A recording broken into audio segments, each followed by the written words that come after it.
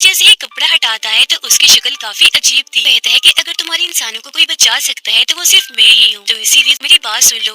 Film की शुरुआत होती है मॉस्को शहर के एक होटल को दिखाने से, जहाँ पर एक लड़का ओलेग अपनी नई दोस्त के साथ बातें कर रहा था। अपनी तारीफ करते हुए बता रहा था कि मैं एक आर्मी ऑफिसर हूँ, मेरे पास बहुत पैसा है। ये सुनकर उसकी दोस्त काफी मुतासिर होती है। ये कुछ वक्त और साथ गुजारती है और जल्द शादी करने का फैसला करती है। खैर एक जगह एक प्लेन अभी उड़ान भरता ही है कि तभी अचानक उसका इंजन काम करना बंद कर देता है। सभी लाइट्स बंद हो गई थी, जिसके बाद प्लेन भी सीधा आके जमीन पर गिरता है। यहाँ पता चलता है कि न सिर्फ ये प्लेन बल्कि पूरी दुनिया के हालात अचानक खराब हो गए हैं। बिजली से चलने वाली चीजों ने काम करना बंद कर दिया है। सारी लाइट्स धीरे धीरे करके बंद हो जाती है और पूरी दुनिया ब्लैकआउट हो जाती है। मतलब लाइट ना होने से अंधेरा छा गया। लेकिन पूरी दुनिया में अभी भी कुछ जगह ऐसी थी जहाँ पर बिजली मौजूद थी, जिनमें एक मॉस्को शहर भी था। मॉस्को शहर में टीवी पर चल रही खबरों में बताया जाता है कि हमारा राब्ता पूरी दुनिया से कट गया है। किसी को भी कुछ पता नहीं चल रहा था कि शहर के बाहर के हालात कैसे हैं, और न ही बाहर वालों को पता था कि उनके शहर में अभी बिजली है। ओलेग भी खबर देख रहा था। उसे लगता है कि शायद ये टेररिस्ट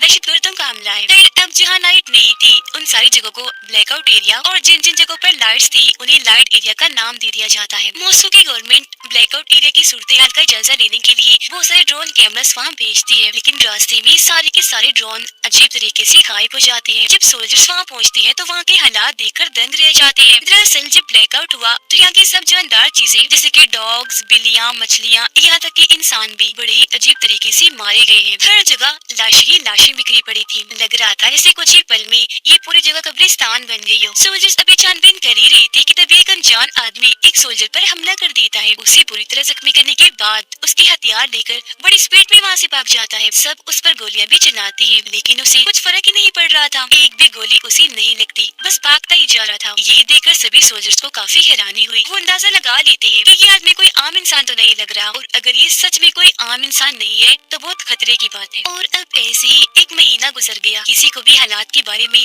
पता नहीं चला कि ऐसा कैसे हुआ। अब हम एक लड़के को देखते हैं जो ओलेग का दोस्त है। वो भी एक सोल्जर था, अपनी बूढ़ी माँ के साथ रहता था। उनकी हालत ठीक नहीं थी, पर जैसे उसे आर्मी का खत मिलता है वापस आने के लिए, दिल पर पत्थर रख के वो मिशन के लिए निकल जाता है। फिर सभी सोल्जर्स को इकट्ठा करके कैप्टन उन्हें बताती है कि ब्लैकआउट एरिया से हमें जो लाशें मिली थी उन सबको लैब में हमने टेस्ट करने के लिए भेजा था। रिपोर्ट के मुताबिक उन सब की मौत एक जहर की वजह से हुई। जो जहर उन्हें दिया नहीं गया था बल्कि उनके जिस्म ने खुद बनाया। ऐसा उन्होंने अपनी मर्जी से भी नहीं किया, बल्कि किसी अजीब चीज ने उनके जिस्मों को ऐसा करने पर मजबूर किया। और अब जैसे ही रात होती है सोल्जर्स की टीम ब्लैकआउट एरिया में जाने के लिए निकलने लगती है। इनमें ओलेग भी शामिल था, जो देखता है कि मेरी नई दोस्त यानी जिसके साथ उसकी शादी होने वाली थी वो भी जा रही थी, क्योंकि वो एक डॉक्टर थी। वहाँ पहुंचकर ये लोग आपस में बात कर ही रहे थे कि तभी इमरजेंसी अलार्म बजने लगता है। सारे सोल्जर्स जल्दी से अपनी अपनी पोजीशंस के मुताबिक जंगल की तरफ गन पॉइंट करके खड़े हो जाते हैं। कैप्टन उन्हें बताती है कि जंगल में से जानवर तेजी से उनकी तरफ बढ़ रहे हैं। सारे एक ही तरह के जानवर हैं, जिनका साइज काफी बड़ा है। और फिर अगले ही पल वो जानवर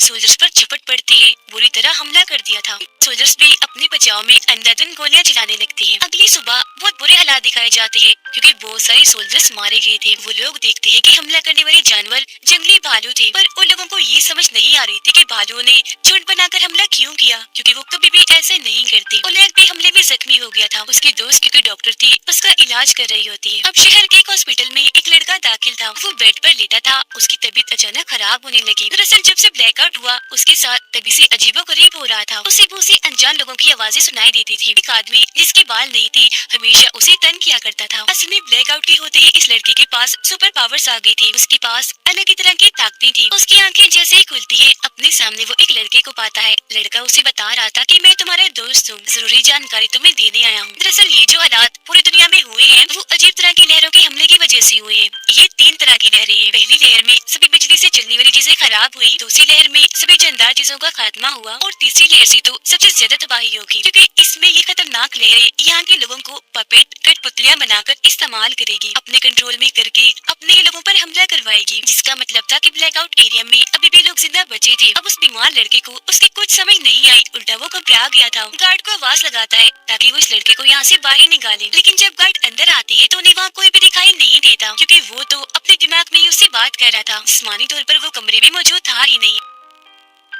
इन इन सब हालात और अपने कंट्रोल में ना होने की वजह से लाइट एरिया के लोग सड़कों पर निकल आते हैं, हर तरफ तोड़फोड़ करके तबाहियां मचा रहे थे। यहाँ तक कि सोल्जर्स पर भी हमला करने लगते हैं क्योंकि उन्हें लग रहा था कि ये सब गवर्नमेंट की कोई चाल है। उधर आर्मी कैंप में सोल्जर्स के अलग अलग ग्रुप बना दिए जाते हैं। इनमें एक ग्रुप उलैक का था और एक उसके दोस्त का था। ब्लैकआउट एरिया के हालात बहुत खराब थे, सब कुछ तहस नहस हो गया था। पुल पूरी तरह टूट गया था क्योंकि प्लेन तबाह होकर पुल पर ही गिरा था। बहुत सारी बिल्डिंग्स भी तबाह हो गई थी। पहले भेजी गई आर्मी के हेलीकॉप्टर, टैंक्स और गाड़ियाँ खिलौनों की तरह टूट के बिखरी पड़ी थी। उलैक का दोस्त अपने साथियों के साथ एक टाउन में पहुंचता है। उनके साथ एक रिपोर्टर भी आई थी। सभी टीम्स के सोल्जर्स अपने अपने एरिया की छानबीन कर रहे थे। ऐसे ही कुछ दिन गुजर जाते हैं पर ना तो इन्हें कोई इंसान दिखता है और ना ही उनकी लाशें। अब पावर्स वाला लड़का जब एक जगह पर बैठा हुआ था तो तभी उसे मिलने एक आदमी आया जिसका नाम आईडी था। इसने पहले तो अपना मुंह छुपाया हुआ था पर जैसे ही कपड़ा हटाता है तो उसकी शक्ल काफी अजीब थी, बाकी जिस इंसानों जैसा ही था। वो बताता है कि मैं इंसान नहीं हूँ बल्कि इंसानों जैसा दिखने वाला एलियन हूँ। तुम्हारी सुपर पावर्स को कोई इस्तेमाल करके पूरी दुनिया में सब कुछ कर रहा है और उस इंसान की मैं खोज कर रहा हूँ। और वो आदमी, वो विलन और कोई नहीं बल्कि मेरा भाई है, मेरे ही तरह एलियन है। और जब ब्लैकआउट हुआ था तुम ब्लैकआउट एरिया और लाइट एरिया के बीच में फंसे हुए थे। यही वजह है कि आज ये ताकतें तुम्हारे पास हैं। लड़का कुछ समझ पाता है इससे पहले ही कैप्टन और उनके सोल्जर्स वहाँ पर आ जाते हैं। आईडी पर गन तान देते हैं लेकिन चालाक आईडी कैप्टन के सोल्जर्स के दिमाग को अपने कंट्रोल में कर लेता है, जिससे सोल्जर्स को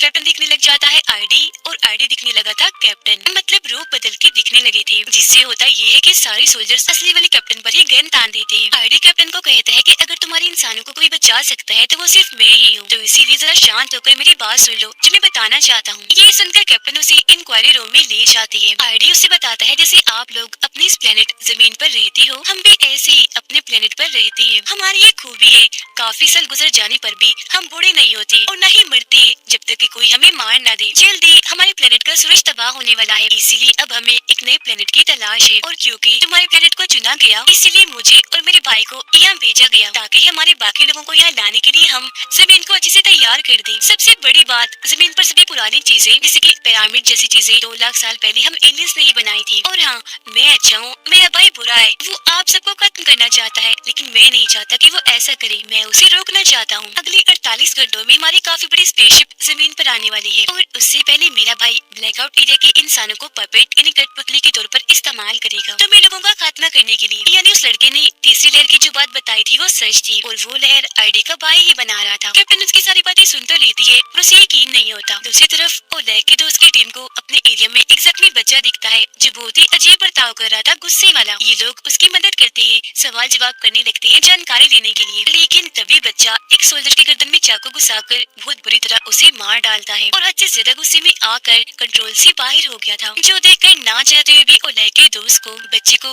गोली से मारकर उड़ाना ही पड़ता है। ये देखकर रिपोर्टर काफी घबरा गई। अब जैसे ही रात होती है ब्लैकआउट एरिया के वो सारे पपेट जो आईडी के भाई के इशारों पर नाच रही थी सोल्जर्स की सभी टीम्स पर हमला कर देते हैं। सोल्जर्स भी अपने बचाव में उन पर अंधाधुंध गोलियां चलाते हैं। पपेट्स की तरफ से भी लगातार हमला हो रहा था तो दोनों साइड से एक काफी बड़ी जंग छिड़ जाती है। ओलैक के दोस्त के बहुत सारे लोग मारे गए थे। मदद के लिए वो आर्मी कैंप की तरफ गन चलाता है। उसके अलावा सोल्जर्स के 2 और ग्रुप ने फ्लेयर गन चलाई, जो देखकर आर्मी कैंप वाले बेचारे परेशान हो जाते हैं कि अब हम किसकी मदद को जाएं। इस सारी सूरत हाल के बारे में जैसे कैप्टन को बताया जाता है उसे यकीन हो जाता है कि आईडी सच बोल रहा है क्योंकि उसकी बातें सच साबित हो रही थी। कैप्टन के पास और कोई रास्ता नहीं था तो आईडी की मदद लेने के लिए वो राजी हो जाती है। आईडी कैप्टन को कहता है कि मेरे भाई को ढूंढने के लिए हमें पावर्स वाले लड़के की जरूरत पड़ेगी। मेरे भाई को मारते ही मैं सभी इंसानों के पपेट को कंट्रोल करके रोक दूंगा। करीब कैप्टन आईडी को लेकर आर्मी बेस पर पहुंचती है। उधर अचानक से ओलैक की दोस्त की टीम पर बड़ा हमला हुआ जिसमें एक एक करके सारे सोल्जर्स मारे जाते हैं। सिर्फ 2 ही लोग बचते हैं, ओलैक का दोस्त और रिपोर्टर। पपेट की तादाद काफी ज्यादा थी इसीलिए वो बाकियों के पास जाने की कोशिश करते हैं ताकि साथ मिलकर उनका सामना कर सके। आईडी पावर्स वाले लड़के को ध्यान लगाने का कहता है, मतलब ख्याल देखने में उसकी मदद कर रहा था ताकि लड़का ये देख सके कि आईडी का भाई कहाँ है। कुछ ही देर की मेहनत के बाद उसकी लोकेशन पता चल ही जाती है जो एक काफी बड़ी बिल्डिंग की छत थी और वहीं से वो सारे पपेट्स को कंट्रोल करके सब करवा रहा था। वो निकल ही रहे थे कि तभी उन्हें पता चलता है कि पपेट्स ने लाइट एरिया पर भी हमला कर दिया है, जिसका मतलब था कि तीसरी लहर का असर शुरू हो गया है। तो इसीलिए वक्त को बर्बाद ना करते हुए कैप्टन आईडी के साथ वहाँ के लिए निकलने लगी। पावर्स वाला लड़का आईडी को कहता है कि मुझे तुम्हारे भाई ने देख लिया है, वो मुझे मार डालेगा, तो प्लीज मुझे भी अपने साथ ले चलो। आईडी जवाब देता है कि नहीं, तुम इधर बेस में ही महफूज हो, वहाँ तुम्हारी जान को खतरा है, यही रहो। ये कहने के बाद वो कैप्टन के साथ निकल जाता है। वो लोग बेस से अभी थोड़ा दूर आए ही थे कि आईडी के भाई को पावर्स वाले लड़के की लोकेशन पता चल जाती है, यानी कि इस वक्त वो आर्मी बेस में है। उसे मरवाने के लिए वो अपने बहुत सारे मिसाइल भेजता है। बेस के सोल्जर्स मिसाइल को रोकने की कोशिश करते तो हैं, पर कोई फायदा नहीं होता क्योंकि वो बहुत ही ज्यादा थे और कैप्टन की आंखों के सामने ही उनकी पूरी आर्मी बेस तबाह हो जाती है। बदकिस्मती से सभी सोल्जर्स पावर्स वाला लड़का सब मारे जाते हैं। ये देखकर कैप्टन को बहुत गुस्सा आया और दुख भी हुआ। वो आईडी पर गन तान देती है, कहती है कि तुम ये सब पहले से ही जानती थी, है ना? तो फिर उस लड़के को वहाँ छोड़कर ये घटिया हरकत क्यों की? आईडी कहता है कि सिर्फ हमें कुछ लोग ऐसे हैं जो बाकी इंसानियत को बचा सकते हैं, और वैसे भी मेरे भाई को पावर्स वाले लड़के की लोकेशन पता चल ही जानी थी, और अगर हम उसे साथ रखते तो अब तक हम भी मारे गए होते। इसलिए मजबूरन मुझे ये कदम उठाना पड़ा। अगली सुबह ओलेग को अपना दोस्त और रिपोर्टर मिल जाते हैं। एक दूसरे को जिंदा पाकर दोनों बहुत खुश थे, गले मिलते हैं। बाद में कैप्टन भी अपने सोल्जर्स के साथ यहाँ उनके साथ शामिल हो गई और अब वक्त को बर्बाद ना करते हुए ये सभी उस बिल्डिंग के लिए निकल जाते हैं जहाँ पर आईडी का भाई सब पपेट्स को कंट्रोल कर रहा था, लेकिन रास्ते में वो पपेट्स इनका रास्ता रोकने की कोशिश करते हैं। सोल्जर्स उनकी जान की परवाह ना करते हुए टैंक से उन्हें मारते हुए कुचलते हुए आगे बढ़ते जा रहे थे। वो भी इन पर हमला कर देते हैं और इनके बीच काफी बड़ी जंग छिड़ जाती है। कुछ पपेट्स तो अपने ऊपर बॉम्ब बांधकर सोल्जर्स पर गिर रहे थे ताकि अपने साथ साथ उन्हें भी उड़ा दे, पर सोल्जर्स बड़ी मुश्किल से उनसे बचते बचाते बिल्डिंग तक पहुँच जाते हैं। आईडी कुछ सोल्जर्स को लेकर बिल्डिंग की छत पर जाने लगता है, जबकि बहुत सारे सोल्जर्स नीचे ही रुक गए थे पपेट्स का मुकाबला करने के लिए। जिसके बाद आखिरकार ओलेग के दोस्त और आईडी का सामना उसके भाई से हो ही जाता है। ओलेग का दोस्त आईडी के भाई पर हमला करने के लिए आगे बढ़ता है, पर वो एक ही झटके में उठाकर उसे दूर फेंक देता है। फिर आईडी जाता है अपने भाई का सामना करने के लिए। दोनों भाइयों के बीच जबरदस्त लड़ाई शुरू हो जाती है। दोनों ही कम नहीं थे, एक दूसरे से बढ़कर ही थे, बराबर टक्कर दे रहे थे। मुक्के मारने से उनके हाथों से चिंगारियां निकल रही थी। दोनों ही बहुत ताकतवर हैं। नीचे ओलेग और बाकी सोल्जर्स को पपेट को रोकने में काफी मुश्किल हो रही थी क्योंकि उनकी तादाद करोड़ों में थी। वो खत्म हो ही नहीं रही थी। पपेट्स इतने चालाक थे कि तेल से भरे हुए ट्रक को लेकर उन पर हमला कर देती है, जिससे काफी बड़ा धमाका हो जाता है। कुछ को छोड़कर अब सारे ये सोल्जर्स मारे जाते हैं। मुश्किल से ये बस 5 ही बचे थे और अब इनको ही पपेट्स का सामना करना था। ओलेग और बाकी सोल्जर्स भी बिल्डिंग के ऊपर जाने लगते हैं। पपेट्स भी अपने लीडर यानी आईडी के भाई का साथ देने के लिए तेजी से उस बिल्डिंग की तरफ आ रहे थे। पपेट्स यहाँ आते उससे पहले ही आईडी जोर से अपने भाई को मुक्का मारता है। आईडी अपने भाई के सीने से उसका दिल ही निकाल लेता है, जो जाहिर है एलियन होने की वजह से डिवाइस की तरह का था। फिर वो दिल में एक बॉम्ब लगा देता है। जैसे उसका दिल तबाह होता है, उसके भाई की भी मौत हो जाती है। अपने भाई को मारने के बाद आईडी को सभी पपेट्स का कंट्रोल मिल गया था। एक ही झटके में वो उन सबको मार गिराता है। अब वो सारे लोग जो जिंदा बचे थे इस जंग में जीत तो गए थे, पर उन्हें कोई खुशी नहीं थी क्योंकि वो चंद ही ऐसे थे जो जिंदा बचे थे, जबकि करोड़ों की तादाद में बेगुनाह लोग सड़कों पर मरे पड़े थे। कीड़े मकोड़ों की तरह पूरी ही दुनिया का दिल हिला देने वाला सीन था। आईडी इन सबको बताता है कि इंसानों में प्यार और रहम नहीं है। तुम बहुत ही खुदगर्ज हो, सिर्फ अपने बारे में ही सोचते हो। यही वजह है कि मेरा भाई तुम सबको मारना चाहता था ताकि एलियंस यहाँ सुकून से रह सके, लेकिन मेरा मकसद कुछ और ही था। और अब यहाँ वो सबसे बड़ा राज खोलता है कि मैं इंसानों की मदद इसलिए करना चाहता था ताकि इंसान मुझे अपना मसीहा समझ ले, यहाँ तक कि अपना गॉड ही समझने लगे। तब लड़का गुस्से में आईडी से कहता है कि तुम सब कुछ पहले से ही जानती थी, तो फिर ब्लैकआउट होने से क्यों नहीं रोका? आईडी जवाब देता है कि अगर मैं वो रोक देता तो किसी के भी दिल में मौत का डर ना होता, मेरी बात का कोई भी यकीन ना करता, और वैसे भी तुम लोग काफी हो आबादी बढ़ाने के लिए, जिन सबका मसीहा गॉड मैं हूँ। अगर बाकी लोग मर भी गए तो मुझे परवाह नहीं, जिसका मतलब था कि ये भी अच्छा नहीं है। शुरू से अब तक ये बस अपना ही फायदा देखता आ रहा है। ये सुनकर सब लोगों को बहुत गुस्सा आने लगा। ओलेग की दोस्त उस पर गन ही तान देती है। तब ओलेग का दूसरे दोस्त उसे ये कहते हुए मना कर देता है कि गन नीचे करो, इसके जैसे लाखों आ रहे हैं, इसे मारोगी तो उन बाकियों को कैसे रोकोगी? इसका जिंदा रहना बहुत जरूरी है। वो बात कर ही रही थी कि तभी लड़का चाकू से